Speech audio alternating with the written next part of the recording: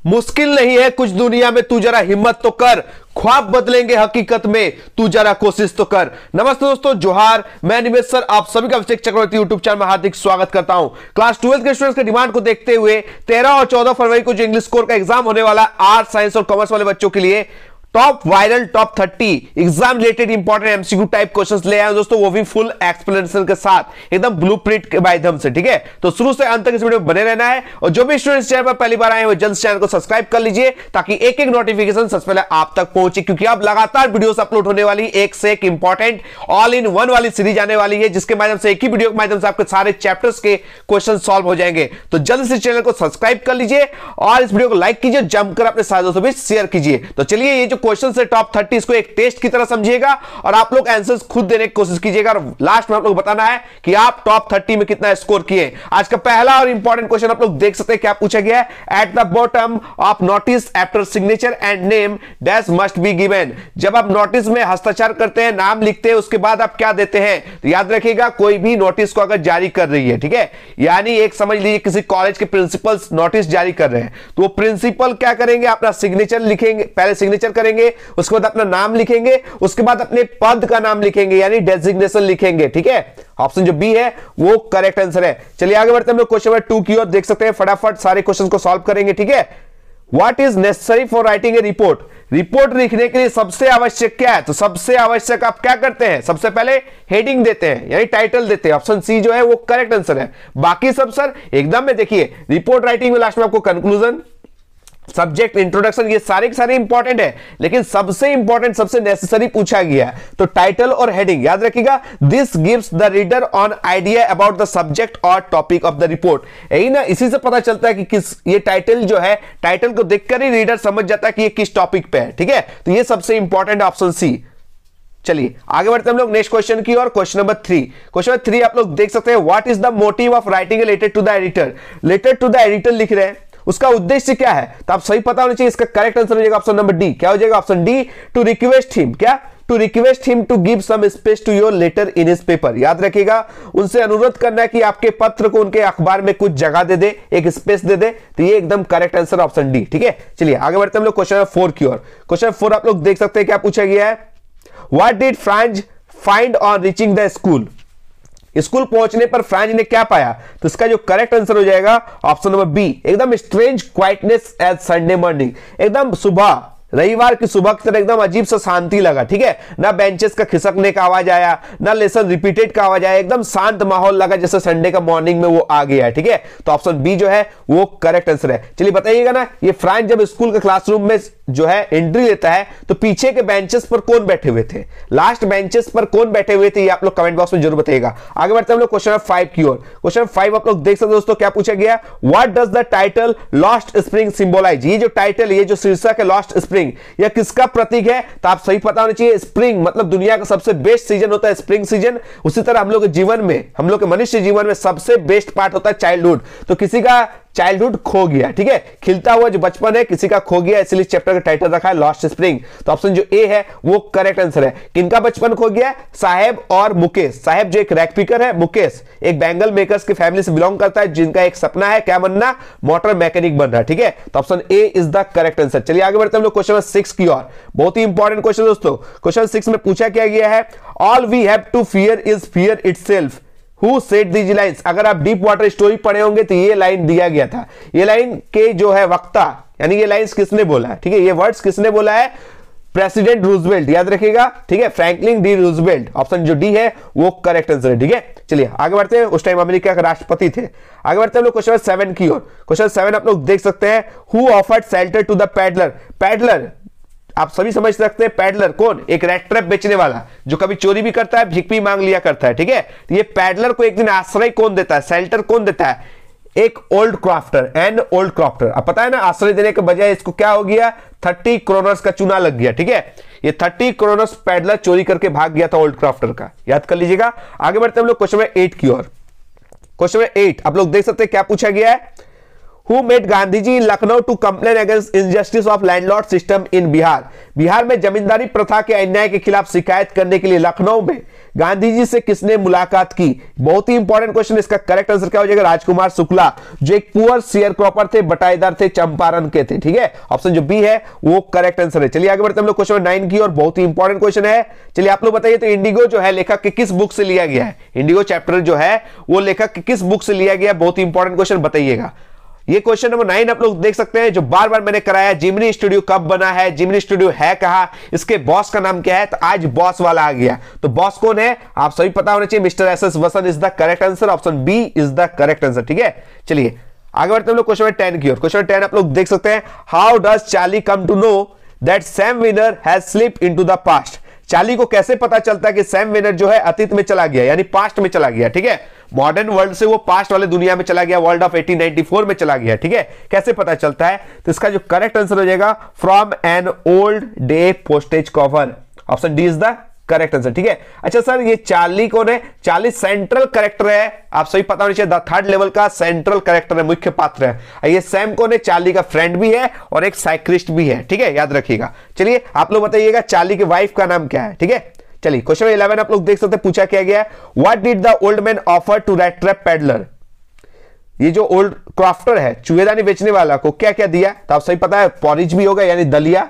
ठीक है, और क्या दिया था? टोबैको। ठीक है, तो ये दोनों का दोनों जब करेक्ट आंसर है तो ऑप्शन डी को टिक कर दीजिएगा, बोथ ए एंड सी। अच्छा बताइए ना, ये ओल्ड क्राफ्टर और रैट ट्रैप दोनों मिलकर कौन सा गेम खेलता है रात में? कौन सा गेम खेलता है? ठीक है, ये आप लोग कमेंट बॉक्स में जरूर बताइएगा। आगे बढ़ते हैं हम लोग क्वेश्चन 12 की ओर। क्वेश्चन 12 आप लोग देख सकते हैं, क्या पूछा गया है कि who are described as enemies to each other in the story The Tiger King? Tiger King कहानी में किसे एक दूसरे का जानी दुश्मन कहा गया है? तो आप सही पता होना चाहिए, बुल एंड टाइगर को। किसको? बुल एंड टाइगर को। ऐसा क्यों सर? क्योंकि ये जो टाइगर किंग का जो जन्म हुआ था ना, वो जन्म ही हुआ था in the hour of bull में। और आप सही पता है, बुल और जो टाइगर है ये एक दूसरे का दुश्मन होता है, इसलिए एस्ट्रोलॉजर प्रेडिक्ट करते हैं कि इनकी मृत्यु एक बाघ से होगी। तो निवारण के लिए इन्हें कितना बाघ मारना है? 100 टाइगर्स को मारना है। ठीक है, चलिए आगे बढ़ते हैं हम लोग क्वेश्चन नंबर 13 की ओर। क्या पूछा गया दोस्तों क्वेश्चन 13 में, the name of the programme that takes high school student to the end of the earth? आप सही पता होना चाहिए कि हाई स्कूल को छात्रों को पृथ्वी के अंत तक ले जाने वाले कार्यक्रम, यानी अंटार्कटिका तक ले जाने वाले कार्यक्रम का नाम क्या था? तो मैंने बार बार बताया कि स्टूडेंट्स और आइस को देख लीजिएगा, बस एक ऑन याद रखिएगा, ऑन। ठीक है, स्टूडेंट्स ऑन आइस प्रोग्राम जो 6 सालों से चल रहा है, इसको लीड रोल कौन कर रहा है? जियोफ ग्रीन, जो कनाडा से बिलोंग करते हैं, याद रखिएगा। ठीक है, चलिए ये अंटार्कटिका जो है दुनिया का सबसे कोल्डेस्ट, ड्राइएस्ट और विंडीएस्ट कंटिनेंट है, ये भी याद रखिएगा। चलिए आगे बढ़ते हैं हम लोग क्वेश्चन 14 की ओर। क्वेश्चन 14 आप लोग देख सकते हैं, क्या पूछा गया है कि who compelled doctor Sadao and Hana to help the American prisoner? एकदम याद कर लीजिएगा दोस्तों। ठीक है, डॉक्टर सदाव और हैना ने अमेरिकी सैनिक की मदद करने के लिए क्यों मजबूर किया? ऐसा क्या चीज था? तो कंपेंसन, करुणा, ये भी करेक्ट आंसर है। ह्यूमैनिटी, ये भी करेक्ट आंसर होगा, मानवता। और ऑप्शन सी प्रोफेशनल ड्यूटी, क्योंकि आप सही पता होना चाहिए डॉक्टर का जीवन का एकमात्र लक्ष्य होता है मरीज का जान को बचाना। ठीक है, तो प्रोफेशनल ड्यूटी भी है, ह्यूमैनिटी मानवता भी है, और compensation is the correct answer, ये भी होगा। ठीक है, तो all of these is the correct answer. चलिए आगे बढ़ते हैं हम लोग क्वेश्चन नंबर 15 की ओर। क्वेश्चन 15 आप लोग देख सकते हैं, पूछा क्या गया है, what complex does dairy suffer from? आप सही पढ़े होंगे। ठीक है, on the face of it chapter, जिसमें मिस्टर लैम और डेयरी का कहानी है। डेयरी जो 14 साल का बच्चा है, जिसका आधा चेहरा एसिड के गिरने की वजह से जो है जल गया था, और एक मिस्टर लैम जिनका एक टांग बम धमाके की वजह से उड़ गया था, जिसकी वजह से उसका एक टीन का लेग है। ठीक है, तो यहां पे जो पूछा गया डेयरी किस जटिलता से ग्रस्त है? तो आप सही पता होना चाहिए, इसका जो करेक्ट आंसर है, इसका correct answer option number C, inferiority. ठीक है, option C is the correct answer, हीनता। Option C correct answer. ठीक है, चलिए आगे बढ़ते हैं हम लोग क्वेश्चन नंबर 16 की ओर। क्वेश्चन 16 आप लोग देख सकते हैं, पूछा क्या गया है कि who in the house didn't like Sadao's efforts to save an enemy soldier? ठीक है, आप सही पता होना चाहिए, घर में किसको सदाव का दुश्मन यानी सैनिक को बचाने का प्रयास पसंद नहीं है? आप सही पता होना चाहिए, ये जो डॉक्टर सदाव है ये एक जापानीज डॉक्टर है, भले ये अमेरिका गया था, ये स्टडी करने गया था सर्जरी और मेडिसिन का, और वहां से पढ़ के आया, लेकिन आप सही पता होना चाहिए उस टाइम वर्ल्ड वॉर 2 चल रहा था और जापान और अमेरिका एक दूसरे का दुश्मन है। और ये जो सोल्जर है ये अमेरिका का है, डॉक्टर सदाव जो है ये जापान का है, तो ये एक दूसरे का दुश्मन है। इसको बचा रहा है, एक दुश्मन की जान को बचा रहा कौन? डॉक्टर सदाव। तो ये चीज किसको पसंद नहीं आया? गार्डनर को भी पसंद नहीं आया, वहां के सर्वेंट्स को भी पसंद नहीं आया, और यम्मी को भी पसंद नहीं आया, यानी ऑप्शन डी जो है ऑल ऑफ दीज। ठीक है, all of this is the correct answer. चलिए आगे बढ़ते हैं हम लोग क्वेश्चन नंबर 17 की ओर। देख सकते हैं एक एक्सट्रैक्ट दिया गया पोएम से, कुछ लाइंस उठा के आपको पंक्ति दिया जाएगा और उससे रिलेटेड 3 क्वेश्चंस पूछा जाएगा। ठीक है, read the given extract and answer the questions. दिए गए पंक्ति को पढ़िए और इसके आंसर्स दीजिए। आप सभी समझ सकते होंगे कि किस पोएम का ये लाइंस है, देखकर समझ गए होंगे। ठीक है, क्योंकि अब तक आप लोगों का तैयारी मस्त हो गया होगा, क्योंकि बार बार मैंने क्वेश्चंस रिवीजन करवाए हैं। ठीक है, Fishermen in the cold sea would not harm whales and man gathering salt would look at his hurt hands। यानी जो फिशरमैन जो है कोल्ड सी में जो वेल मछली को पकड़ रहे हैं, वो वेल मछली को नुकसान नहीं पहुंचाएंगे। ये आग्रह किया जा रहा है, ये रिक्वेस्ट किया जा रहा है कवि के ओर से। ठीक है, और जो नमक इकट्ठा कर रहे हैं वो लोग नमक इकट्ठा करने के छोड़कर अपने हर्ट हैंड्स का ख्याल रखें। ठीक है, अपने चोटिल हाथों को ध्यान रखें। ये पॉइंट का सजेशन है। ठीक है, चलिए अब आप लोग बैक टू बैक क्वेश्चंस का आंसर आप लोग खुद दे पाएंगे। क्वेश्चन 17 आप लोग देख सकते हो दोस्तों, क्या पूछा गया कि who is the poet of the given extract. ये जो गिवन एक्सट्रैक्ट दिया गया है, इसके पोएट कौन है? आप सही पता होना चाहिए इसके पोएट कौन है, पैब्लो नेरुदा। ठीक है, पोएम का नाम आप सही पता होना चाहिए, कीपिंग क्वाइट। तो option A is the correct answer. ठीक है, कमला दास कौन सा पोएम लिखी है ये बताइएगा, रॉबर्ट फ्रॉस्ट कौन सा पोएम लिखे ये भी बताइएगा, स्टीफन स्पेंडर कौन सा पोएम लिखे ये भी आप लोग कमेंट बॉक्स में बताइएगा। आगे बढ़ सकते हैं हम लोग क्वेश्चन नंबर 18 की ओर। क्वेश्चन नंबर 18 में क्या पूछा गया देख सकते हैं, what should the man gathering salt do. What should the man gathering salt do? नमक इकट्ठा करने वाले व्यक्ति को क्या करना चाहिए? ये लोग को नमक इकट्ठा बंद करके अपने हाथों का देखभाल करना चाहिए। ये पॉइंट का सुझाव था ना? तो इसका जो करेक्ट आंसर हो जाएगा option B, take care of his hurt hands. Take care of his hurt hands यानी अपने चोटिल हाथों की देखभाल करनी चाहिए, अपने घायल हाथों की देखभाल करनी चाहिए। ऑप्शन बी जो है वो करेक्ट आंसर है। चलिए आगे बढ़ते हैं हम लोग क्वेश्चन नंबर 19 की ओर। देख सकते दोस्तों क्वेश्चन नंबर 19 क्या है, What do the fishermen do in the cold sea? यह जो समुद्र, जो मछुआरे जो है ठंडे समुद्र में क्या करते हैं, ये लोग मछली पकड़ते हैं। क्या करते हैं? Catch fish. ऑप्शन जो बी है वो करेक्ट आंसर है। चलिए आगे बढ़ते हैं हम लोग क्वेश्चन नंबर 20 की ओर। देख सकते दोस्तों क्वेश्चन नंबर 20 में क्या पूछा गया है, पूछा गया है कि what was the expression of the poet's face while parting from her mother. ठीक है, अपनी मां से बिछड़ते समय, विदा लेते समय कवित्री के चेहरे पर क्या भाव था? यह था स्माइली चेहरा दिखा रही थी, स्माइलिंग चेहरा। बस बताइए ना, पार्टिंग वर्ड्स कौन सा इस्तेमाल की थी? बिछड़ते टाइम एक पार्टिंग वर्ड्स का इस्तेमाल की थी, वो पार्टिंग वर्ड्स क्या है ये आप लोग कमेंट बॉक्स में जरूर बताइएगा। ठीक है, चलिए आगे बढ़ते हैं हम लोग क्वेश्चन नंबर 21 की ओर। क्या पूछा गया है कि who wanted to fill the money at hand from whom. ये थोड़ा सा मैं हिंट दे देता हूं, ये रॉबर्ट फ्रॉस्ट की एक कविता है। ठीक है, ए रोड साइड स्टैंड, उससे ये क्वेश्चन पूछा गया है कि कौन हाथ में मौजूद पैसे को महसूस करना चाहता था, फील करना चाहता था और किससे? तो आप सही पता होना चाहिए, रूरल फॉक। ठीक है, यानी रूरल पीपल सिटी पीपल से। ठीक है, याद रखिएगा, ग्रामीण लोग शहर के लोगों से। तो ऑप्शन जो डी है वो करेक्ट आंसर। चलिए बताइए ना, रोड साइड स्टैंड में क्या क्या चीजें बेचा जाता था, क्या क्या चीजें पेश किया जाता था, ये आप लोग कमेंट में जरूर बताइएगा। आगे बढ़ते हैं हम लोग क्वेश्चन नंबर 22 की ओर। What makes the mid forest break rich. ये ऑलरेडी जैक बोर्ड में पूछा गया क्वेश्चन है, प्रीवियस ईयर क्वेश्चन है। ठीक है, बताइए ये जो मध्य वन जो है जंगल को कौन सा चीज एकदम चार चांद लगाता है, एकदम समृद्ध बनाता है? तो ब्लूमिंग मस्क रोजेस, खिलता हुआ कस्तूरी गुलाब। ऑप्शन जो बी है वो याद कर लीजिएगा। ठीक है, कुछ थिंग ऑफ ब्यूटी के नाम बताइए। तो ये थिंग ऑफ ब्यूटी के कुछ एग्जांपल्स आप लोग कमेंट बॉक्स में जरूर बताइएगा। ठीक है, आप सही पता होना चाहिए, ये थिंग ऑफ ब्यूटी जो है कविता जॉन किट्स की किस बुक से ली गई है ये भी आप लोग कमेंट बॉक्स में बताइएगा। आगे बढ़ते हैं हम लोग क्वेश्चन नंबर 23 की ओर। बहुत ही इंपॉर्टेंट क्वेश्चन है, हु इज सैम। सैम आप सही पता होना चाहिए, चार्ली का फ्रेंड भी है और साइक्लिस्ट भी है। तो ऑप्शन जो ए है वो करेक्ट आंसर है, चार्ली का दोस्त भी है और एक मनोचिकित्सक भी है। चलिए आगे बढ़ते हैं हम लोग क्वेश्चन नंबर 24 की ओर।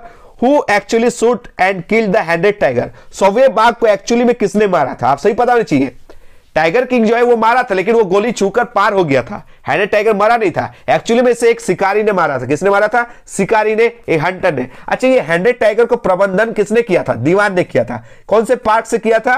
पीपल्स पार्क मद्रास से, याद कर लीजिएगा। ठीक है, चलिए आगे बढ़ते हैं हम लोग क्वेश्चन नंबर 25 की ओर। क्वेश्चन 25 आप लोग देख सकते हैं क्या पूछा गया कि which story did Mr Lamb narrate to Derry. ठीक है, जो मिस्टर लैम है डेरी को कौन सी कहानी सुनाई थी? ये ब्यूटी एंड द बीस्ट का कहानी सुनाया था। ठीक है, तो ऑप्शन जो बी है वो करेक्ट आंसर है, ब्यूटी एंड द बीस्ट। ठीक है, चलिए आप लोग बताइए तो मिस्टर लैम अपने गार्डन में कौन सा फल उगाते थे? ठीक है, कौन से फल का पेड़ लगाए थे और उस फल से वो क्या बनाते थे और उस फल को वो किसकी सहायता से तोड़ते थे? ये 3 क्वेश्चन का आंसर आप लोग कमेंट बॉक्स में जरूर दीजिएगा। आगे बढ़ते हम लोग क्वेश्चन नंबर 26 की ओर, जो बहुत ही इंपॉर्टेंट क्वेश्चन है, what becomes a turning point in dairies life. Dairy के जीवन में टर्निंग पॉइंट यानी महत्वपूर्ण जो मोड़ आया वो क्या था, वो जब मिस्टर लैम से मिला, ठीक है, his meeting with Mister Lamb, his meeting with Mister Lamb, जो बहुत ही इंपॉर्टेंट है, याद कर लीजिएगा। अगर ये मिस्टर लैम से नहीं मिलता तो ये पॉजिटिव नहीं हो पाता, ठीक है। मिस्टर लैम ही वो है जो इनको पॉजिटिव एटीट्यूड सिखाते हैं, ठीक है, दुनिया को जो है नजरिया इसको सिखाते हैं, ठीक है, पॉजिटिव रहो। तो ऑप्शन जो बी है ना वो एकदम करेक्ट आंसर है। चलिए आगे बढ़ते हैं लोग नेक्स्ट क्वेश्चन की ओर। क्वेश्चन नंबर 27 जो बहुत ही इंपॉर्टेंट क्वेश्चन है कि what became the cause of Kings death. ये जो किंग है, जो टाइगर किंग है, आप लोग पढ़े होंगे द टाइगर किंग स्टोरी, तो उसमें जो राजा है, ठीक है, राजा की मृत्यु का कारण क्या बना। देखिए ये सोचा था रियल टाइगर से मरेगा, तो ये 100 बाघ को मारने में इसका टारगेट जो था, पूरा जिंदगी 100 बाघ मारने में चला गया, ठीक है।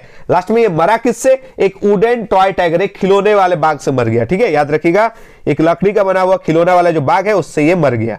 आगे बढ़ते हम लोग क्वेश्चन नंबर 28 की, जो बहुत ही इंपॉर्टेंट क्वेश्चन है, व्हाट अट्रैक्टेड बामा इन द स्ट्रीट। ये जो बामा है सड़क पर किस चीज से आकर्षित होती थी, तो आप सही पता चाहिए, ऑल ऑफ दिस जो है वो करेक्ट आंसर है, ठीक है, याद रखिएगा। परफॉर्मिंग मंकीज यानी बंदर खेल देखती थी, वो इसको अट्रैक्ट करती थी। स्नेक चार्मर्स जो सपेरा साहब जो सांप खेल दिखाता था उसको देखकर वो रुक जाती थी। द मरियट्टा टेम्पल को देखकर वो रुक जाती थी।